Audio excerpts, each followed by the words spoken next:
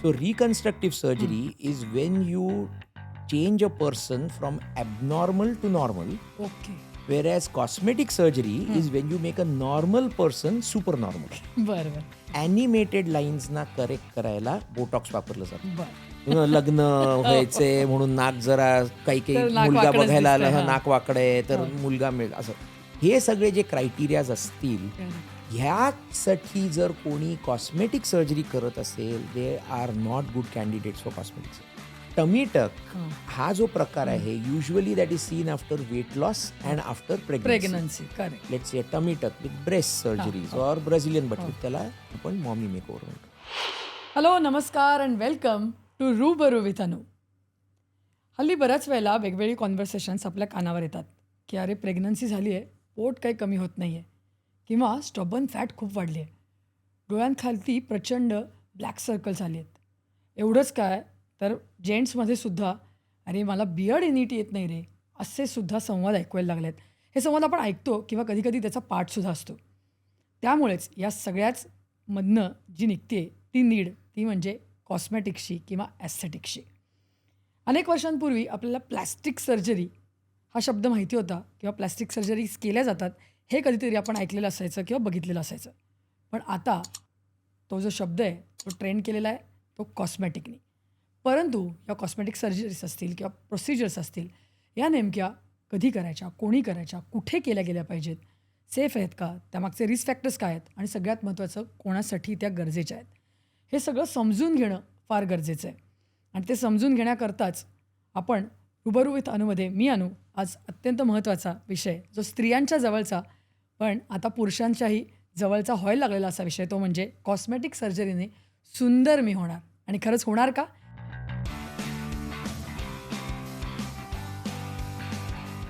हे समजून घेण्यासाठी आपण आज आपल्याबरोबर गेस्ट घेऊन आले आहेत आणि ते म्हणजे डॉक्टर समीर कारखानीस.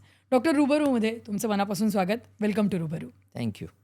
तर डॉक्टर समीर कारखानीस हे स्वतः board certified plastic and aesthetic surgeon आहेत. त्याचबरोबर 20 ते 25 वर्षाचा संपूर्ण या क्षेत्रातला डॉक्टरांचा अनुभव आहे आणि CCRS हे त्यांचं स्वतःचं सेंटर आहे जिथे एक्सक्लुझिव्हली या सगळ्या कॉस्मेटिक प्रोसिजर्स सर्जरीज केल्या जातात.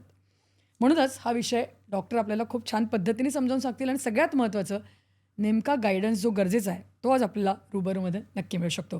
त्यामुळे तुम्हीसुद्धा संपूर्ण पॉडकास्ट नीट ऐका. तुमचे काही प्रश्न असतील तर आपण डेफिनेटली घेऊ. आत्ता आपण थेट आपल्या चर्चेला सुरुवात करूया. डॉक्टर, मी जसं स्टार्टिंग केली की काही वर्षापूर्वी प्लास्टिक सर्जरी माहिती असायच्या किंवा ऐकायचो आपण, पाहायचो आपण, पण आता बऱ्याचशा गोष्टी ट्रेंड होतात. कारण जी सगळा जो जमाना आहे तो कुठेतरी सोशल मीडियाचा आहे आणि कुठेतरी या सगळ्या ट्रेंडिंग फॅक्ट्स आहे. त्यामुळे असं होतं की आता हा जो शब्द आहे तो कुठेतरी प्लास्टिक सर्जरीच्या ऐवजी कॉस्मेटिक सर्जरी, कॉस्मेटिक प्रोसिजर्सनी रिप्लेस झाला आहे की काय असं वाटायला लागलं आहे. तर तुम्ही आता इतके वर्ष हे सगळे ट्रान्झिशन्स बघताय, त्यामुळे काय सांगाल? म्हणजे एक्झॅक्टली आपण आता हे जे म्हणतो ॲस्थेटिक सर्जरीज किंवा प्लास्टिक सर्जरीच्या ऐवजी कॉस्मेटिक सर्जरी, काय आहे नेमकं? काय त्याच्या मागचं गणित, काय रहस्य काय? तर प्लॅस्टिक सर्जरी ही ऑलमोस्ट 600 BC पासून एक्झिस्टन्समध्ये आहे आणि त्याची ॲक्च्युली सुरुवात ही इकडेच झाली, इंडियामध्येच झाली.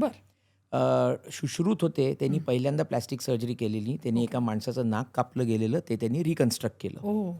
पण वर्ल्ड वॉर I नंतर प्लॅस्टिक सर्जरी ही स्पेशालिटी भरपूर जगभर पसरली. कारण काय भरपूर वॉर इंजुरीज झाल्या. अच्छा. तर त्याच्यामुळे भरपूर रिकन्स्ट्रक्शन्स व्हायला लागली आणि डॉक्टर हॅरल्ड गिलीज म्हणून होते, he is the father of modern plastic surgery. Okay okay. अच्छा, तर आता मुख्य ह्याच्यामध्ये डिफरन्सिएशन हे करण्यासारखं आहे. प्लॅस्टिक सर्जरीचे 2 मुख्य पार्ट्स आहेत. Right. One is reconstructive surgery, one is cosmetic surgery, जे तुम्ही म्हणताय आता ट्रेंडिंग होते. Exactly. Correct. So reconstructive surgery is when you change a person from abnormal to normal. Okay. Whereas cosmetic surgery is when you make a normal person super normal. बरं. हा खूप फरक छान, आहे. खूप छान. या नक्की. मला वाटतं खूप छान पद्धतीने तुम्ही एक्सप्लेन केला तो आणि मला वाटतं हेच कुठेतरी लोकांना समजावून सांगण्याची गरज आहे आज. कारण बऱ्याच वेळेला असं होतं की मी जसं म्हटलं सुरुवातीला, सोशल मीडियामध्ये तुम्ही अगदी रील्सही बघत असताना नुसतं जरी वरती केलं तरी असंख्य गोष्टी पॉपअप होतात आणि आजकाल सेलिब्रिटीजचा ट्रेंड आलेला आहे. त्याच्यामधनं बऱ्याच वेळेला असं होतं की अरे ह्याचं तर आत्ता नाक असं होतं, असं दिसायला लागलं आहे, हिचे लिप्स थोडेसे असे वेगळेच का दिसायला लागलेत. आणि मग कुठेतरी आजची जी यंग जनरेशन आहे ती त्याच्याकडे आणखीन अट्रॅक्ट होते. त्यांना असं वाटतं अरे हे आपण पण करू शकतो. त्याच्यामध्ये सगळ्यात कॉमनली शब्द जे ऐकू येतात ना डॉक्टर, ते म्हणजे बोटॉक्स किंवा डर्मल फिलर्स. तर काय म्हणजे त्यांनी सुरुवात करायची आहे मला, म्हणून तुम्हाला विचारायचं आहे की काय एक्झॅक्टली ह्याच्यात नेमकं काय केलं जातं, आणि सगळ्यात महत्त्वाचं, नुसतं आपण हे पाहतोय, हे ट्रेंडिंग आहे पाहतोय, म्हणून हे खरंच करणं गरजेचं असतं का? काय सांगाल नेमकं ह्याविषयी? हे बघा, बोटॉक्स आणि फिलर्स तुम्ही बरोबर बोलत, सगळ्यात कॉमन शब्द सगळ्यांना माहिती असतात. एक्झॅक्टली. पण हे मेनली डर्मॅटॉलॉजी प्रोसिजर्स आहेत. बरं. ऑफकोर्स प्लास्टिक सर्जन्स ही हे करतात. करतात. करेक्ट. पण हे कशासाठी असतात की तुमच्या चेहऱ्यावरती कुठेही डिप्रेशन्स असले, नाहीतर काही लाईन्स येत असल्या, त्याच्यासाठी ट्रीटमेंट असते. ओके. बोटॉक्स कधी केलं जातं की जेव्हा तुम्ही माझ्याबरोबर बोलताय, तुमच्या कपाळावर आठ्या आल्या, तर तुम्ही रागवून माझ्याकडे, म्हणजे असं वाटतं की अरे रागवलेली कशाला वाटते अशी. अच्छा. तर जेव्हा त्या लाईनी येतात, ओके. ॲनिमेटेड लाईन्सना करेक्ट करायला बोटॉक्स वापरलं जातं. बरं. पण जे परमनंट लाईन्स असतात, कधी कधी तुम्ही बघाल बिकॉज ऑफ एजिंग हे असं सगळं फेस डिसेंड होतं, ते ह्या लाईन्स प्रॉमिनंट हो, होतात, हो, हो. इकडे लाईन्स प्रॉमिनंट होतात, ह्यांना पंपअप करायला फिलर्स वापरले जातात. बरं. तसंच लिप्सना ऑगमेंट करायला, त्यांचा शेप चेंज करायला, खालती जे अंडर आय डार्क सर्कल्स वगैरे असतात तिकडे फिलर्स वापरले जातात, ज्यांनी एक व्हॉल्यूम दिलं जातं चेहऱ्याला. Okay. Okay. So that is why these procedures are very very common. बरं. तर का कॉमन आहेत? Because they are day care procedure. तुम्ही जस्ट आलात, राईट. 5 मिनिटात फिलर्स बोटॉक्स झालं आणि तुम्ही घरी जायचं. बरं. बरं. So they are extremely popular. बरं. पण कुठेतरी ना असे फोटोज पण दिसतात की असं चेहऱ्यावरती इंजेक्ट केलं आहे, आणि असे ते खूप बघताना खूप भीतीदायक वाटतं. पण त्या प्रोसिजर खरंच म्हणजे तेवढ्या हे असतात की नॉर्मल प्रोसिजर्स म्हणू शकतो आपण? Yes, definitely. ओके. ऑफकोर्स त्याच्या सगळ्या प्रोसिजर्समध्ये कॉम्प्लिकेशन्स होऊ शकतात. Right, let's say right, right. Everywhere you are using needles, बरोबर? तर निडल कुठेही कोणत्याही ब्लड आर्टरीला लागली तर कदाचित you might have a black eye, और कुठेतरी असं थोडंसं काळा डाग दिसेल. ओके. पण त्याच्या व्यतिरिक्त त्याचे जास्त काय असे मेजर कॉम्प्लिकेशन्स नसतात. बरं. त्याच्या व्यतिरिक्त मेन कॉम्प्लिकेशन काय आहे, ज्याला आपण बोलतो ओव्हरफिल्ड फेसेस. ओके. की जर तुमचे रिअलिस्टिक एक्सपेक्टेशन्स नसले, नाही तर सम पीपल त्यांना कधी कळतच नाही कुठे थांबावं. बरोबर. ते म्हणतात की मला अतिशय मोठे लिप्स पाहिजेत, और मला अगदीच हे प्लम्पटअप पाहिजे. म्हणजे एवढं जर तुम्ही जास्त करायला गेलात तर ऑब्व्हियसली मग तुम्ही जसे काही काही डिझास्टर्स पाहिलेत सोशल मीडियावर म्हणा का फिल्म इंडस्ट्रीमध्ये राईट. पाहिलेत, राईट. ते मग तुम्हाला बघायला मिळतील. Okay. So the injector as well as the patient, दोघांना हे कळालं पाहिजे की कधी थांबायचं. थांबायचं आहे. पण जसं तुम्ही आत्ता उल्लेख केलात की बऱ्याच वेळेला या स्पेसिफिकली या सर्जरीज किंवा प्रोसिजर्समध्ये ते येणारे जे पेशंट्स आहेत किंवा क्लायंट्स आहेत तुमचे, तेच डिमांड करताना तुम्हाला दिसतात. म्हणजे आता हे चेंज झालेला कुठेतरी दिसतोय, कारण जसं मी म्हटलं असं कुठेतरी आपण ते बघितलेलं असतं, कुठेतरी असं आपल्याला वाटतं की अरे हे मस्त दिसतंय, मग आपण का नाही ट्राय करायचं, आणि मग ते थांबणं कळत नाही. तर मग अशा वेळेला ॲज अ डॉक्टर तुमची भूमिका काय असते? म्हणजे त्यांना तुम्हाला काउन्सिल करायला लागतं, त्यांना तुम्हाला सांगायला लागतं की काय करायचं आहे, काय नाही करायचं आहे, कुठे थांबायचं आहे, या दृष्टीने? ॲब्सोल्युटली. बघा, as a aesthetic practitioner main तुमची जी जबाबदारी असते, पहिलं म्हणजे you have to establish realistic expectations. Okay. दुसरी गोष्ट असते की प्रत्येक प्रोसिजर तुम्हाला कस्टमाइज करायला लागतं. बरं. हे सगळ्या पेशंटना सांगायला लागतं की बाबा तुमच्या चेहऱ्यावरती हे लिप्स इथपर्यंतच आपण ऑगमेंट करू शकतो. जर कोणी येऊन म्हटलं की मला एक्स ॲक्ट्रेस, वाय ॲक्ट्रेस सारखे लिप्स पाहिजेत, पण जर चेहरा अगदी नॅरो असला तर तुम्ही obviously you cannot pump up the lips. तुम्ही जर तसं जर केलं तर they look very very abnormal. बरं. तर पहिलं म्हणजे realistic expectations you have to establish. दुसरी गोष्ट म्हणजे if you really ask me, जर patients are being unreasonable you should refuse to do the procedure. अच्छा. Okay. That is the main rule of a plastic surgeon or a डर्मॅटॉलॉजिस्ट. बरं.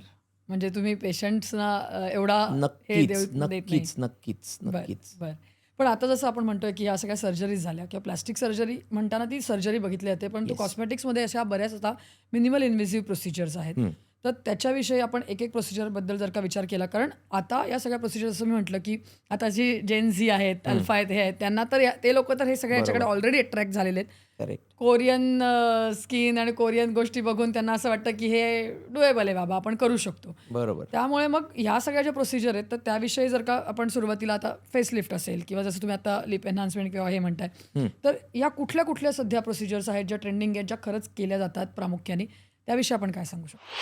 हे बघा, हल्ली सगळ्यांना कसं असतं, म्हणजे तुम्ही जर सर्जिकल प्रोसिजर्स तुम्ही म्हणत असलात, म्हणजे वी लिव्ह फेशियल्स आणि मेडिफेशियल्स वगैरे असतात. सर्जिकल प्रोसिजर्समध्ये कसं झालंय की एक सर्टन एज असतं जेव्हा तुम्ही ॲक्च्युली एवढं चेहऱ्यावर तुमचं एजिंग दिसत नाही. म्हणजे let's say typically age group जर तुम्ही धरलात इन इंडियन पॉप्युलेशन 35 to 50. तर तुम्हाला नक्कीच वाटतंय की आता एजिंगचे साईन्स दिसायला लागलेत, पण you are not really going for a very invasive procedure like a facelift, बरोबर.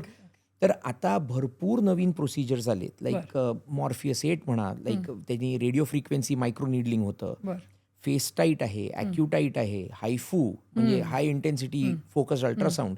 ह्या सगळ्या गोष्टींनी काय होतं, बेसिकली हे प्रोसिजर स्किन टाईटनिंगसाठी वापरले जातात. In addition to that skin care वगैरे या सगळ्या गोष्टी इम्पॉर्टंट असतात. तुम्ही फक्त टाईटनिंग करू नाही शकत, त्याचं हायड्रेशन वगैरे तुम्हाला सगळ्यांना मेंटेन करायला लागेल.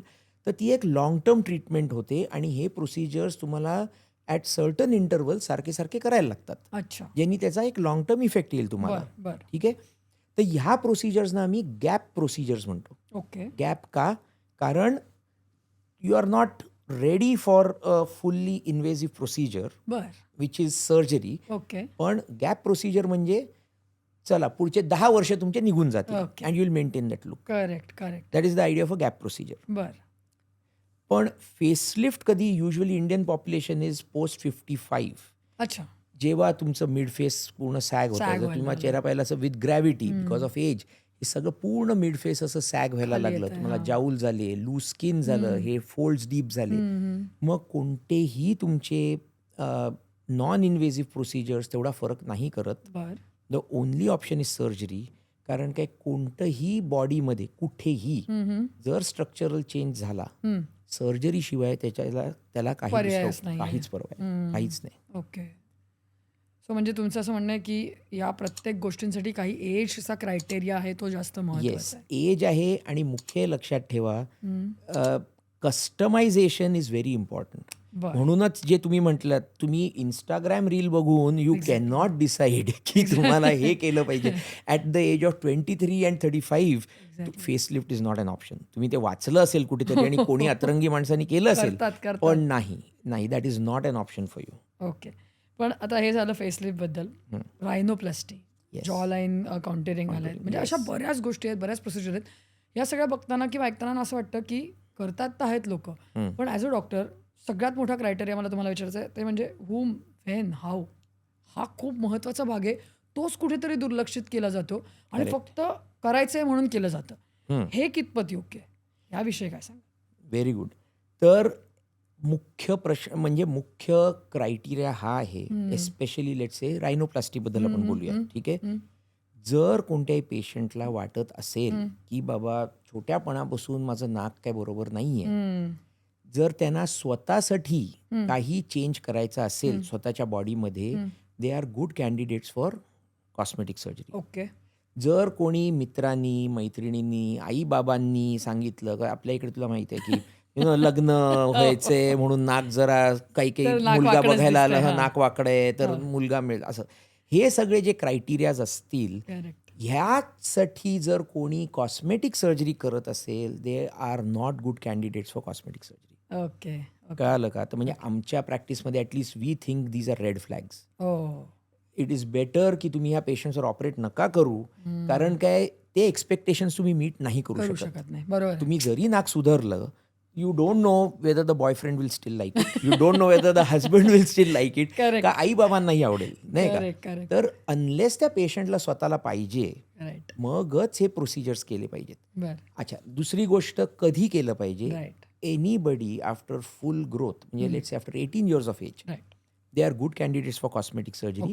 तरी आम्ही usually we try to postpone it till 24. Better म्हणजे तुम्ही फेशियल कॉस्मेटिक सर्जरी धरा का ब्रेस्ट कॉस्मेटिक सर्जरी धरा, better you take it till 24 and then you do these surgeries. की एकदा बॉडीची फुल ग्रोथ झाली then these procedure should be done. बरोबर. ते मला वाटतं सगळ्यात महत्त्वाचं आहे, कारण तेवढा वेळ.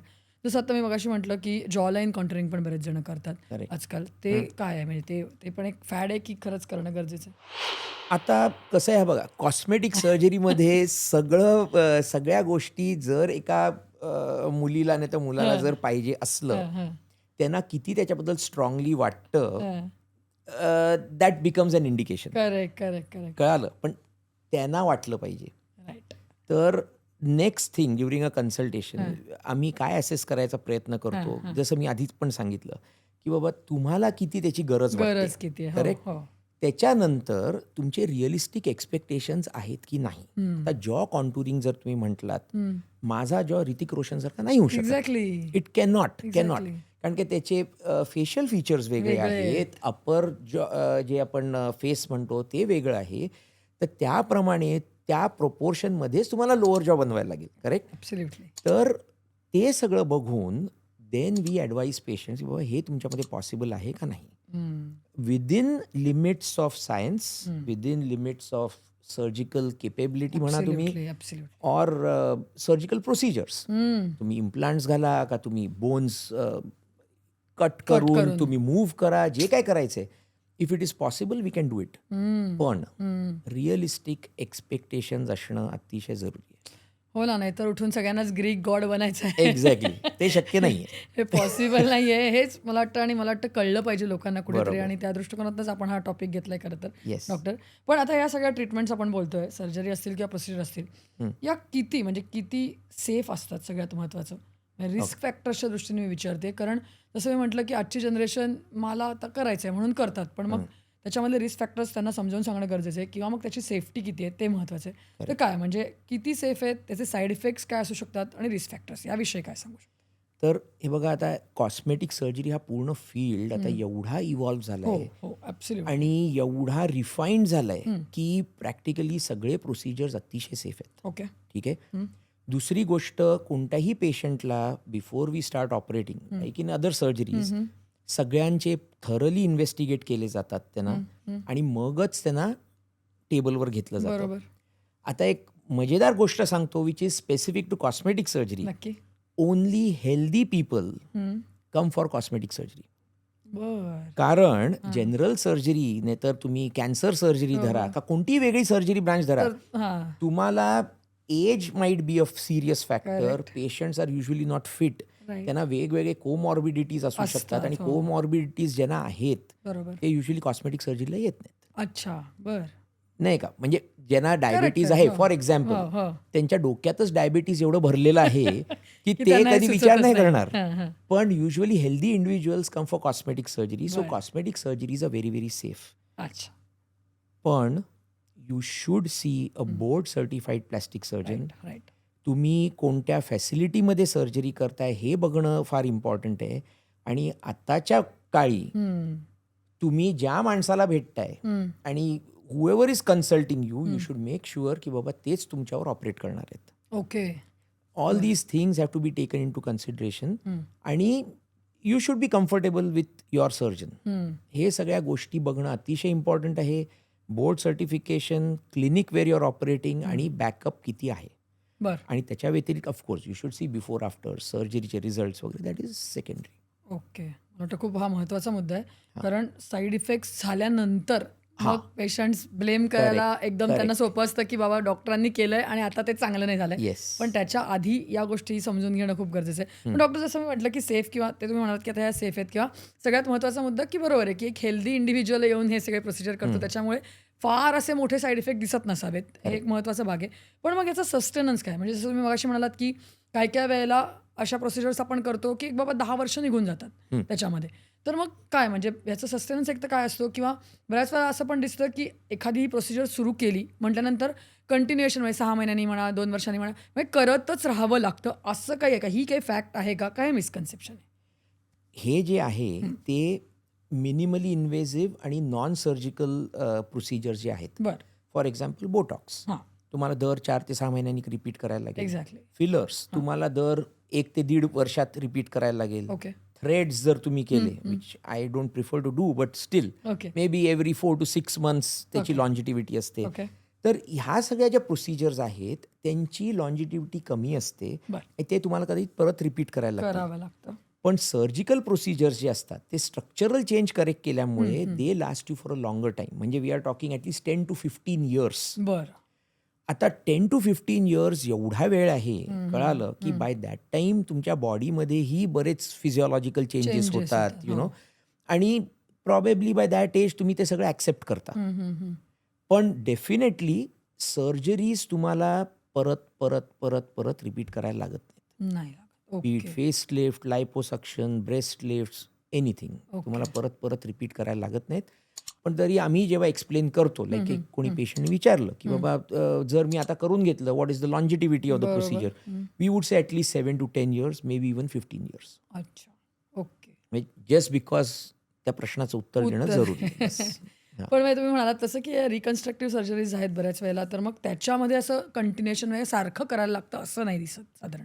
नाही पण हे बघा, रिकन्स्ट्रक्टिव्ह सर्जरी आहे ना एक कम्प्लिटली डिफरंट टॉपिक बरोबर, आहे. बरोबर. रिकन्स्ट्रक्टिव्ह सर्जरी आपल्याला कधी करायला लागते की कोणी जळलं असेल, हो, ओके. रोड ट्रॅफिक ॲक्सिडेंट झाला हां, असेल, राईट. का कॅन्सरचा पेशंट कोणी आला तुमच्याकडे, जसं लेट्स से ओरल कॅन्सर झालं, त्यांचा पूर्ण जबडा काढला हो, तसं. आणि मग आपल्याला ते रिकन्स्ट्रक्ट करायला लागलं. ब्रेस्ट रिकन्स्ट्रक्शन म्हणजे ब्रेस्ट कॅन्सरमध्ये ब्रेस्ट काढली, राईट, यू टू राईट. हो, रिकन्स्ट्रक्ट. हो, हो. तर ह्याच्यामध्ये कसं असतं की काही काही रिफाईनमेंट्स कधी कधी करायला लागतात. बरं, बरं. जर लेट्स से तुम्ही रिकरन्स झालं तर cancer related correct, you will have to refine. बरोबर. पण एस्थेटिक सर्जरीजमध्ये refinements usually are very minor. बरं. जर पहिली सर्जरी त्याला जर लेट्स से 10 तास लागले, कळालं, ऑर लेट्स से 5 तास लागले, ओके. जे रिफाईनमेंट करायला लागेल probably will be done in 15-20 minutes, maybe half an hour, okay. आणि it is done under local anaesthesia. Okay. तर म्हणजे एवढे युजली कधी रिव्हिजन्स करायला लागत लागत if done properly. If done properly. हां, that is important point. Yes, पण त्याच्याचवरनं पुढे मग आता जे येतो ते म्हणजे सगळ्यात महत्त्वाचा शब्द या सगळ्यामध्ये ऐकायला येतो तो म्हणजे ओव्हरडन लुक. करेक्ट. तो खूप ऐकायला येतो. काय आहे डॉक्टर ओव्हरडन लुक काय आहे आणि तो टाळता येतो का, कसा टाळता येतो, त्याविषयी काय सांगा. तर ओव्हरडन लुक हा एवढा हल्ली कधी कधी बघायला मिळतो Exactly. की त्याच्यामुळे म्हणजे 2 गोष्टी झाल्यात. ओव्हरडन लुक जेव्हा आधी चालू झाला हां. तेव्हा काय होतं की एक म्हणजे फिलर्सनी जास्त ओव्हरडन लुक्स बघायला मिळायचे. बरं. तर 2 गोष्टी होत्या की probably doctors didn't know when to stop okay. And the patients didn't know when to say no, or even they didn't know की बाबा Right. आता बस झालं, झालं. हां. की एवढे लिप्स बाबा एवढेच ठीक आहेत की आणि अजून नका करू तुम्ही. करा ना. हां. तर पण ते ओव्हरडन लुक्स आता एवढे एक्सपोज झालेत सोशल मीडियावर Absolutely. की आता overdone look is completely out of vogue. Okay. कळालं तुम्हाला, कारण काय एवढे वाईट चेहरे बघायला मिळाले आणि Absolutely. एवढे वाईट लिप्स बघायला मिळाले की आता सगळे येऊन बोलतात डॉक्टर जास्त नका नका करू. करू. हां, जास्त करू नका. ओळखायला येत नाहीत माणसं, Exactly. इतकं चेंज करून घेतात सगळ्या गोष्टी. So there is a pro and a con, because ते ओव्हरडन लुकनी खरं आता कॉस्मेटिक सर्जरी आणि एस्थेटिक ट्रेंड्स आता जास्त नॉर्मल लुकला आणि नॅचरल लुकवरती आता सगळं येऊन थांबलंय. ओके. मला वाटतं ह्या चांगला शिफ्ट आहे असं म्हणायला हरकत नाही. 100% इट्स अ व्हेरी कारण गुड शिफ्ट. हां, म्हणजे नाहीतर मग केल्यानंतर असं समजतंच की बरोबर. हे खूप हो, केलंय, हो. झालंय हे काय आणि बरोबर नाहीये. हां, प्रचंड वाईट दिसतंय. म्हणजे Correct. आपण जर का चांगलं, जसं मी सुरुवातीला म्हटलं, कॉस्मेटिक सर्जरी किंवा प्रोसिजर आपण सुंदर होण्यासाठी जर का करत असू आणि ते जर अचीव्ह होत नसेल त्याच्यातनं, तर उपयोग काय आहे तुम्ही एवढं सगळं करून. अगदी बरोबर. पण डॉक्टर, जसं आता आपण मगासपासून म्हणतोय किंवा तुम्ही लायपोसक्शनचा पण मगाशी उल्लेख केलात, अनेक वर्ष किंवा अनेक काळ ही सर्जरी किंवा ह्या गोष्टी माहिती होत्या किंवा माहिती आहेत लोकांना.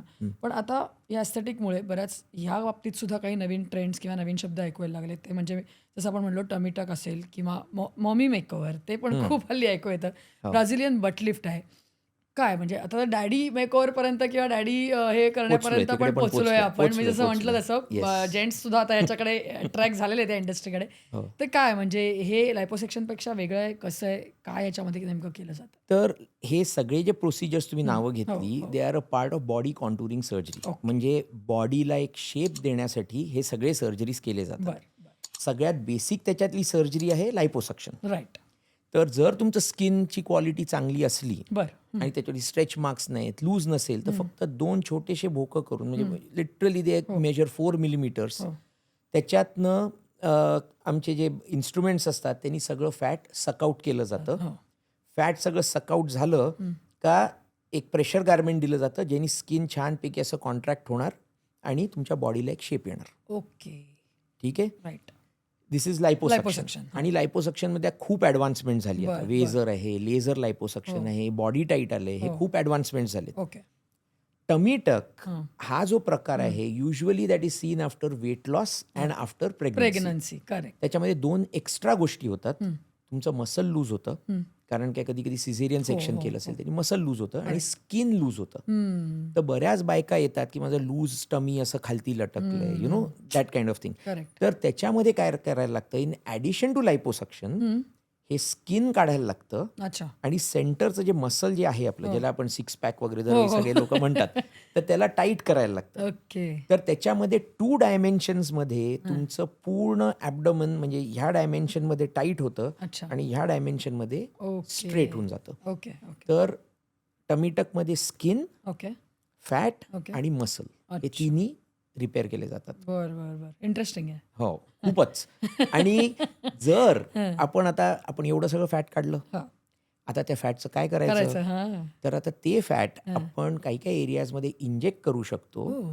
ज्यांनी त्या एरियाज एनहान्स करू शकतो. बर. तर लेट से आपण एक वेस्ट डिफाईन केली, पण त्यांना हिप डिप्स आहेत, तर we can put the fat there. अच्छा. ऑर की जर बटक्स फ्लॅट असले, त्यांना जर Exactly. प्रोजेक्शन पाहिजे, हा. तर आपण तिकडे फॅट इंजेक्ट करून हो. We can augment the buttocks. Nice. तर त्याला ब्राझिलियन बट लिफ्ट म्हणतात. अच्छा. ओके. तर ह्या सगळ्या प्रोसिजर जेव्हा आपण कंबाईन करतो, okay. Let's say tummy tuck with breast surgeries or Brazilian butt lift, त्याला आपण मॉमी मेकओव्हर म्हणतो. बर. Okay. The combination of all procedures is a mommy makeover. बर. पण आता तुम्ही उल्लेख केला तसं की ब्रेस्ट ऑगमेंटेशन किंवा आता या ब्रेस्ट रिलेटेड ज्या सर्जरीज आहेत त्या बऱ्याच वेळेला ना आधी असं होतं की सेलिब्रिटीज करतायत आणि त्यांना तो एक लुक अचीव्ह करायचा आहे, त्याच्यासाठी त्यांना करावाही लागायचा, असा कुठेतरी समज होता. पण हल्ली असं राहिलेलं दिसत नाही डॉक्टर. हल्ली युजली म्हणजे लेडीजमध्ये तो ट्रेंड आलेला आहे की त्यांना पण असं वाटतं की why not, if there is a option why not to for us also. तर मग काय म्हणजे ब्रेस्ट ऑगमेंटेशन किंवा ब्रेस्टच्या ज्या काही सर्जरीज आहेत त्या कधी कोणी करायला पाहिजेत, एकतर त्या किती सेफ आहेत, त्याविषयी काय सांगू शकाल? ते बघा, ह्याच्यामध्येही I go back to your overdone look question. अच्छा. बरोबर. हां, ओके. आधी ब्रेस्ट ऑगमेंटेशन ज्या लोकांनी पाहिलेलं होतं, त्यांनी काही काही पोस्टर मॉडेल्स पाहिलेले, Absolutely. Like Pamela Anderson, Anderson, Ann exactly. Nicole Smith, कळालं. Exactly. हां. आणि त्यांना एक म्हणजे असं वाटायचं की बाबा हे खूपच मोठं दिसतंय, no this is not looking normal. Right. तर त्याची ही ट्रेंड आता अशी झाली आहे की it has to look normal and it has to look natural. अच्छा. तर ब्रेस्ट ऑगमेंटेशन जेव्हा आपण आता करतो, आणि ते काय एवढं पॉप्युलर झालंय, कारण काय, we focus on a natural look. अच्छा. जी मुलगी वर्षानुवर्ष एक पॅडेड ब्रा घालून she goes out just because she wants to look good आणि एक बॉडी इमेज इम्प्रूव्ह करायला, करेक्ट. ब्रेस्ट ऑगमेंटेशन नंतर तिला कधीही पॅडेड ब्रा घालायची गरज नाही पडली पाहिजे. राईट. तर she should feel good with clothes on and without clothes on, and she should feel confident. Right. More importantly she should look very very natural. बरोबर आहे. तर अगदी. That is the idea of breast augmentation. तर आता breast augmentation भरपूर popular होतंय, right. भरपूर breast augmentation व्हायला लागलेत, ओके. पण ते डोळ्यात येत नाहीयेत. ओके. पण Which इनर was- ते चांगलं आहे. It is definitely, it's a very popular procedure. पण कसं होतं, आधी जसं सगळ्यांना कळायचं की हे अननॅचरल आहे काहीतरी, ॲब्सोल्युटली. ते आता कळत नाही. बर. पण म्हणजे जसं आपण म्हणतोय तसं की ट्रेंड हे सगळे जे आहेत ते कुठेतरी बदलताना दिसत आहेत आणि मला वाटतं नक्कीच. पॉझिटिव्ह वेनी बदलताना दिसतं असं म्हणायला हरकत नाही. नक्कीच. आणि जसं तुम्ही मगासपासून म्हणताय की कुठेतरी एक नॅचरल लुक, कुठेतरी एक सगळ्या गोष्टी जरी केल्या तरी त्याच्यामध्ये काहीतरी असं वेगळं केलं आहे किंवा एक्सेप्शनली ते दिसून येत आहे, असं बघण्याकडे लोकांचा कल नाही दिसत आहे आता. बरोबर. ते कुठेतरी याची अचिव्हमेंट आहे असं म्हणायला हरकत नाही डॉक्टर. नक्कीच. पण जसं आता मगासपासून म्हणतो डॉक्टर की ही इंडस्ट्री कुठेतरी आता जेंट्सना पुरुषांना पण अट्रॅक्ट करते. तर मग ॲज अ डॉक्टर तुमच्याकडे असे येतात त्यांना पण काहीतरी करायचं आहे, कॉस्मेटिक सर्जरीज करायच्या आहेत आणि मग येत असतील तर काय असतं त्यांची रिक्वायरमेंट काय? तर पुरुषांमध्ये सगळ्यात कॉमन ज्या सर्जरीज आहेत, युजली बॉडी कॉन्टुरिंग सर्जरीज असतात. बरं. म्हणजे मेल चेस्ट अच्छा. फॉर एक्झाम्पल, ज्याला गायनेकोमॅस्टी आपण म्हणतो, राईट. ती अतिशय कॉमन सर्जरी आहे. बरं. कारण आता जसं इंस्टाग्राममुळे वगैरे बॉडी इमेज जे चेंज झाले, ते मी सगळ्यांना म्हणतो की आमच्या वेळी कधी म्हणजे वी नेव्हर सॉ राजेश खन्ना और Amitabh Bachchan take their clothes off, नाही का. Correct, पण नाव correct. आता जर तुम्ही पाहिलं, सगळे जे आहेत, जे यंगस्टर्स आहेत, तुम्ही म्हणा का right from the Khans, yes. सगळ्यांनी ते बॉडी इमेज जेव्हा लोकांना कळायला लागलं, Absolutely. तेव्हा when you go to the gym, तुम्ही स्विमिंग पूलला जाता, बीचला जाता फ्रेंड्स बरोबर, तर एवढं अवेअरनेस झालंय की love handles don't look good. Absolutely. Male breast, ज्याला आपण गायनेकोमॅस्टिया म्हणतो, म्हणजे they don't look good. Correct. तर this is a very common surgery. Okay. त्याच्या व्यतिरिक्त फेशियल एस्थेटिक्समध्ये रायनोप्लास्टी इज व्हेरी कॉमन आणि जॉ लाईन कॉन्टुरिंग. बरं. तर ह्या 2 सर्जरीज त्याच्या व्यतिरिक्त ज्या आहेत, they are very very common. अच्छा. पण येतात पेशंट्स हो, तुमच्याकडे असे? नक्कीच, अच्छा. नक्कीच. आणि मग काय साधारण एज ग्रुप असतो त्यांचा किंवा काय त्यांच्या डोक्यात काय असतं? तर युजुअली जे मुलांना जे बघायला मिळतं इज युजुअली म्हणजे मुलं नाही पुरुषच म्हटलं हो, पाहिजे. हो, ॲब्सोल्युटली. कारण काय युजुअली इट इज 35 to 55. अच्छा. इट हा is age usually 35 to 55. Okay. पण म्हणजे त्यांच्या असतात अपेक्षा, की नक्कीच, नक्कीच. Okay. It's almost 50-50 now. Oh! हो, हो. अच्छा. नक्कीच. बरं. खूपच बदललेलं खूप चित्र बदललंय, दिसतंय. खूप कारण बदललंय. लिटरली डॉक्टर आधी असं कॉस्मेटिकचा विचार केल्यानंतर फक्त बायका किंवा बायका. हो. लेडीजचं फील्ड आहे असं कुठेतरी एक हे होतं. खूप पण जर चेंजेस झालेत. तुमच्याकडे असे एवढे पेशंट्स त्यांच्या रिक्वायरमेंट घेऊन येत असतील तर तेही चित्र खरंच खूप हो, हो. बदलताना दिसतंय असं म्हणायला हरकत नाही. नक्कीच. पण डॉक्टर जसं आपण म्हणतोय आता की हे सगळं कुठेतरी जाऊन थांबतं ना ते कुठेतरी ब्युटिफिकेशनसाठी किंवा एक आपण कॉन्फिडंट लुक यावा, दिसणं आपलं कुठेतरी चांगलं व्हावं हं. या दृष्टिकोनातनं या सगळ्याचा विचार केला जातो. पण मग प्रश्न हा पडतो की ठीक आहे तुम्हाला एक जी काय ब्युटी ओरिजिनली तुम्हाला मिळालेली आहे हं. ती आहे म्हणजे ती तुमच्याकडे आहे हं. आणि त्याच्या व्यतिरिक्त जेव्हा तुम्ही असा विचार करता की हे पण चेंज करूया ते पण चेंज करूया म्हणजे आता आहे ना ऑप्शन की आता आपलं नाक थोडंसं आहे वाकडं तर काय झालं सरळ केलं पण as a doctor what you feel की आता हे सगळं आलं आहे म्हणून केलंच पाहिजे हे नेसेसरी आहे म्हणजे तुम्हाला असं वाटतं की हे कुठेतरी लक्झरीकडे किंवा ह्याच्याकडे जात आहे रिअलिस्टिक गोष्टींपासून लांब जात आहे असं वाटतं तुम्हाला? नाही. जेव्हा माझी ट्रेनिंग चालू होती प्लास्टिक सर्जरीमध्ये हे एक्झॅक्टली मी असा विचार करायचो. अच्छा. याची काय ओके. गरज आहे? ओके. काय काय कशाला? व्हॅनिटी आहे. It's like a vanity project कोणातरी exactly. You know somebody wants to look good वगैरे असं. पण माझे एक प्रोफेसर होते जे रायनोप्लास्टीमध्ये फारच चांगले होते. बरं. He was an expert in rhinoplasty. बरं. जेव्हा OPDमध्ये कोणत्याही पेशंट्स यायचे मुलगा, मुलगी कोणी आणि जेव्हा ते नोज जॉबसाठी जेव्हा यायचे रायनोप्लास्टीसाठी तेव्हा मी लिटरली सांगतोय ते कधी बोलताना आय कॉन्टॅक्ट नाही करायचे का एवढा लो कॉन्फिडन्स असायचा त्यांचा. आणि आफ्टर द सर्जरी जेव्हा ते they used to walk into the OPD जेव्हा ऑल बँडेजेस वगैरे सगळे ऑफ असतील द लेवल ऑफ कॉन्फिडन्स आणि तो जो मुलगा नाही तर मुलगी they used to walk through was a huge difference. Okay. Huge difference. Okay. मी असं नाही म्हणत की असं केलं पाहिजे की नाही मग सगळंच करून टाका. एक्झॅक्टली. हे पण करा ते पण करा असं नाही. कारण काय त्याला एक वेगळा टर्म आहे बॉडी डिस्मॉर्फिया म्हणतात त्याला अच्छा. Where you cannot stop. Okay. की they just go with extreme surgeries मग मला हे पण करायचं ते पण करायचं आणि जे तुम्ही परत दीज आर इंस्टाग्राम इन्फ्लुएन्सर्स जे बघायला मिळतात. पण ज्यांना लेट से एक मुलगा का मुलगी if they have grown up with this problem की छोट्यापणा म्हणजे आपण जसे यु नो बॉडी शेमिंग म्हणा की you call somebody out because of the nose का कशामुळे ते जे वाढतात and when they do a nose job कळालं का एक मुलगी हू माइट फील की she feels a breast are not well developed और somebody who is very very obese and she needs a little help त्यांच्यामध्ये जमीन आसमानाचा फरक होतो. अच्छा. तर बॉडी इमेज चेंज करणं हे रिअली मी तुम्हाला सांगतो म्हणजे my outlook towards it has completely change over the years. आणि तुम्ही जेव्हा एका खुश पेशंटला बघाल ना तेव्हाच तुम्हाला कळेल की तो किती फरक पडतो. ते तर आहे. म्हणजे a mother who was maybe college beauty queen आणि आफ्टर प्रेग्नन्सी जे ती बॉडीला झालंय and then when you do a mommy makeover त्यांच्यामध्ये जो फरक येतो and she has been waiting for that for maybe 20 years त्याच्यानंतर जो मॉमी मेकओव्हरनी फरक दिसतो is huge. It is huge. खूपच महत्त्वाचा मुद्दा तुम्ही हा सांगितलात कारण जसं तुम्ही म्हणालात तसं की एक बघण्याचं परसेप्शन असतं आपलं तेच याने चेंज होऊ शकतं कदाचित. फक्त मुद्दा हा आहे की कुठे थांबायचं हे कळलं पाहिजे. कळलं पाहिजे. येस. हे डॉक्टरनी ते काउन्सिल केलंच पाहिजे आणि पेशंट्सना पण कुठेतरी कळलं पाहिजे की आपल्याला कुठे थांबायचं आहे. पण डॉक्टर आता तुम्ही इतके वर्ष प्रॅक्टिस करताय आणि तुम्ही जसं मगाशी म्हटलं की हे ट्रान्सफॉर्मेशन तुम्ही पण बघितलेत सगळे आता कारण हे सगळे नवीन ट्रेंड्स आलेत ते तुम्ही आता करताय पेशंट्सबरोबर तुम्ही. तर मग साधारण याची रिकव्हरी कशी असते एकतर या सगळ्या सर्जरीज नंतर किंवा प्रोसिजर्स नंतर आणि जसं आता बाकीच्या कुठल्याही जनरल सर्जरीज केल्या तर त्याच्यानंतर काही त्यांना काळजी घ्यायची असते किंवा त्या गोष्टी पुन्हा होऊ नये रिकरन्स होऊ नये याकरता काही गोष्टी करायच्या असतात तसं या प्रोसिजर्स नंतर पण आपल्याला काही करायला लागतं वेगळं? नक्कीच. पोस्ट ऑपरेटिव्ह इन्स्ट्रक्शन्स अतिशय नीट फॉलो करायला लागतात. बरं. आता पोस्ट ऑपरेटिव्ह इन्स्ट्रक्शन्स असे असतात सगळ्या सर्जरीसाठी वेगवेगळे असतात. बरोबर. तर फॉर एक्झाम्पल रायनोप्लास्टीसाठी तुम्हाला बँडेजेस लेट्स से 1 आठवडाभर ठेवायला लागतील. लायपोसक्शन नंतर 1 महिनाभर तुम्हाला प्रेशर गार्मेंट्स घालून ठेवायला लागतील. त्याच्यानंतर आम्ही काही काही मसाजेस ॲडवाईस करतो. ओके. ह्या सगळ्या गोष्टी बघायला लागतात. तर जर प्रत्येक जी काही सर्जरी करताय त्याच्यानंतर डेफिनेटली तुमच्या सर्जनचे तुम्हाला सगळे इन्स्ट्रक्शन्स नीट फॉलो केले पाहिजेत, बरोबर. Which is the same for any other surgery. Okay. आणि जर हे तुम्ही केलं तर देन द रिवॉर्ड्स आणि the results are absolutely fantastic. नक्की. मला तेच तुम्हाला विचारायचं होतं आणि जसं तुम्ही आता म्हणताय की आपण बऱ्याच वेळेला ते असं स्पेशली आता अशा सगळ्या क्लिनिक्समध्ये बिफोर आफ्टरचे जे पिक्स असतात आणि त्याच्यावरनं आपण जज करू शकतो की खरंच किती चेंज झालं आहे.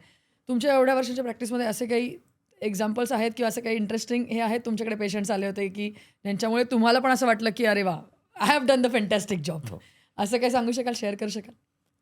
हे बऱ्याच वेळा होतं. Yes. म्हणजे पण कधी कधी पेशंट्स जेव्हा स्वतःहून त्यांचे सेल्फी शेअर करतात Okay, rather than okay. Coming to the clinic आणि आम्ही बिफोर आफ्टर राईट घेतो. Right right. पण जेव्हा पेशंट्स कोणत्या वेकेशनला गेले हां.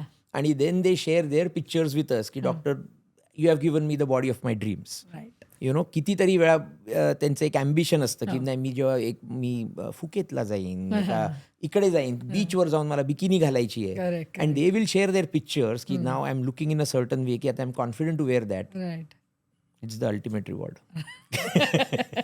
करेक्ट. म्हणूनच मी तुम्हाला विचारलं, कारण पेशंट्सचं शेवटी ह्यामध्ये सॅटिस्फॅक्शन सगळ्यात जास्त महत्त्वाचं आहे. Most important. त्यामुळे त्यांना जर चांगलं वाटलं तर मला वाटतं डॉक्टरांना तिथेच सगळं विन विन आहे असं म्हणायला हरकत बरोबर. नाही. या पण डॉक्टर, जसं आपण बऱ्याचशा सर्जरीज किंवा प्रोसिजरबद्दल समजून घेतल्याच ह्याच्यामध्ये, आणि जसं म्हटलं मी मगाशी की मिसकन्सेप्शन किंवा मिथ्स पण आहेत त्याच्यामध्ये, ते पण आपण थोडेसे दूर करायचा प्रयत्न केला. त्यामुळे जाता आता काही रॅपिड फायर क्वेश्चन्स मला तुम्हाला विचारायचे आहेत जे ओके. त्याच्यात आपल्याला थोडक्यात उत्तर देऊन थोडंसं आणखीन लोकांना अवेअर करता येऊ शकतं. तर तसे काही क्वेश्चन्स मी तुम्हाला विचारते. ओके.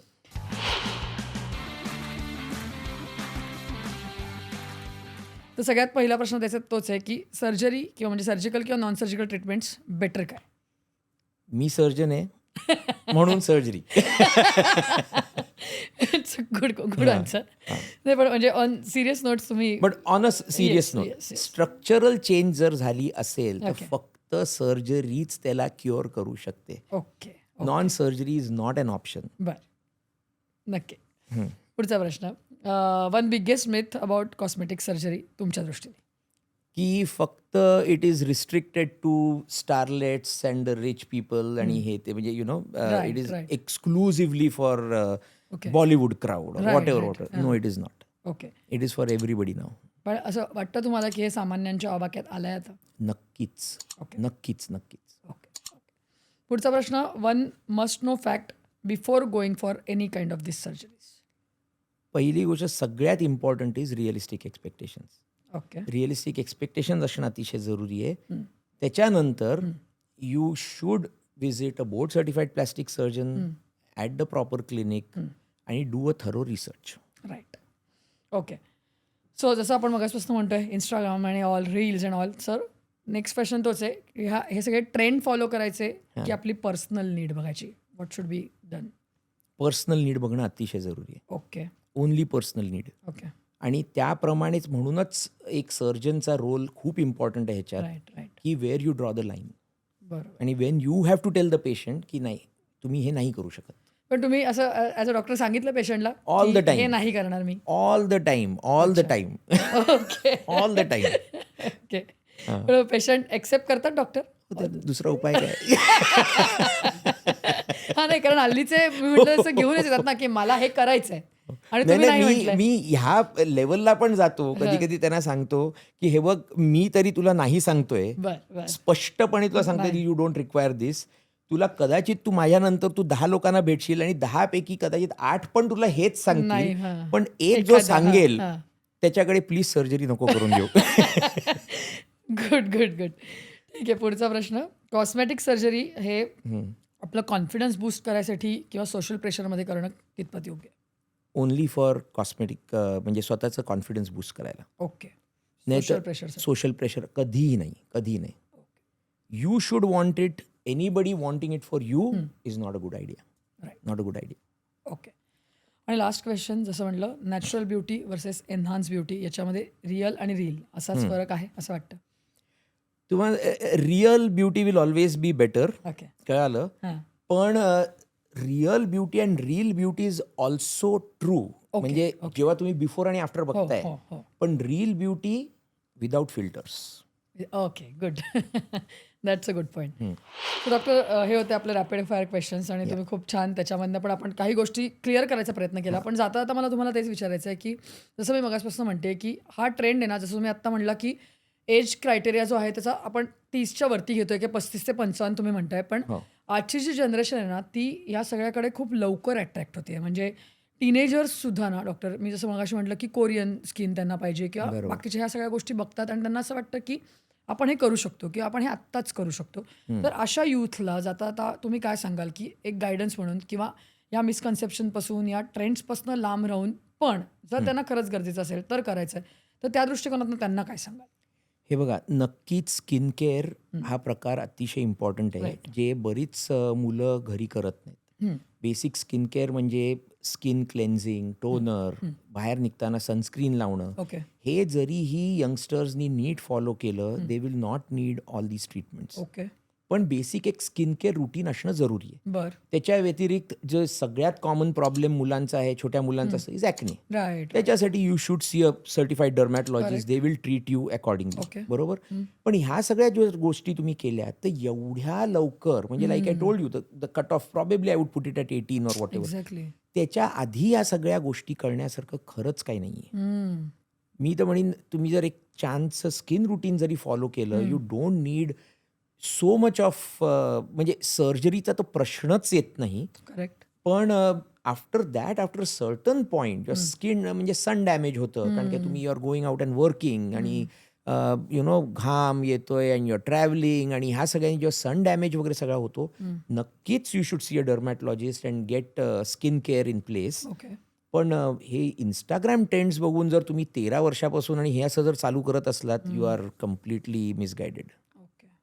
सो ते अवॉइड करणं फार गरजेचं. नक्कीच. या आणि मगाशी आपण एक मुद्दा बोललो जाताना, मला असं एवढंच विचारायचं आहे तुम्हाला की या सगळ्या प्रोसिजर्स किंवा सर्जरी, मी मगाशी म्हटलं असं सामान्यांच्या आवाक्यात, म्हणजे इकॉनॉमिकली म्हणते, कारण आधीपासून जसं बघायला गेलं जर का, तर कुठेतरी असा एक समज होता की हे आपल्या खिशाला परवडणारच नाही आहे, त्याच्यामुळे सुद्धा बरेच जण याच्यापासून लांब राहत होते. पण आता तसं चित्र दिसत नाही. आता खूप कॉमनली या प्रोसिजर्स आणि सर्जिकल गोष्टी केल्या जातात. तर मग खरंच ह्या सगळ्या गोष्टी एका सामान्य पॉकेटच्या बजेटमध्ये आल्यात, बजेट फ्रेंडली झाल्यात असं म्हणायला पाहिजे. हो, हल्ली नक्कीच बजेट फ्रेंडली झालेले आहेत. ओके. फक्त एवढं असतं की टेक्नॉलॉजी कॅन डिफर, कळालं. पण जसं तुम्ही कोणत्याही सेंटरला जाल जिकडे you have a higher end technology which is use, का लेटेस्ट टेक्नॉलॉजी इज यूज, तिकडे कदाचित म्हणजे बजेट डिफरन्सेस होऊ शकतात. हो. पण otherwise these treatments are available for most people. Okay. Okay. म्हणजे त्या ह्यानी थांबण्याची गरज नाही की आपल्याला ते परवडतच नाही. नाही, नक्कीच नाही. ओके. नक्कीच. ओके. सो डॉक्टर, मला असं वाटतं की आपण खूप सगळ्या गोष्टींवरती तुम्ही प्रकाश टाकला आणि रूबरू होताना बऱ्याचशा गोष्टी आपण समजावून सांगायचा प्रयत्न केला आहे. त्याच्या उपर जसं मी म्हटलं असं की शेवटी प्रत्येकाचं परसेप्शन, प्रत्येकाची रिक्वायरमेंट वेगळी असते. पण तुम्ही जसं म्हणालात की रियालिटी काय ती समजून घेऊन एक्सपेक्टेशन्स आपले जे आहेत त्या दृष्टिकोनातून ह्याच्याकडे विचार केला पाहिजे आणि डॉक्टरांना कन्सल्ट करणं हे मला वाटतं सगळ्यात जास्त गरजेचं आहे. त्याच्यामुळे आजचं रूबरू बघितल्यानंतर पेशंट्स तुमच्याकडे येतील आणि मग त्याच्यानंतर तुम्ही त्यांना काउन्सिल करून पुढे न्याल अशी आपण अपेक्षा करूया. परंतु तुम्ही रूबरू झालात इथे, एवढं छान मार्गदर्शन आमच्या सगळ्या व्ह्युअर्सना केलं त्याबद्दल thank you so much doctor. Thank you very much. Thank you. या तर या विषयासह रूबरूमध्ये आत्ता मी इथेच थांबतोय. तुमचे काही क्वेश्चन असतील तर तुम्ही आम्हाला नक्की कमेंट्समध्ये पाठवा. डॉक्टर त्याला नक्कीच रिप्लाय देतील. आत्ता मी इथेच थांबतोय. थँक्यू.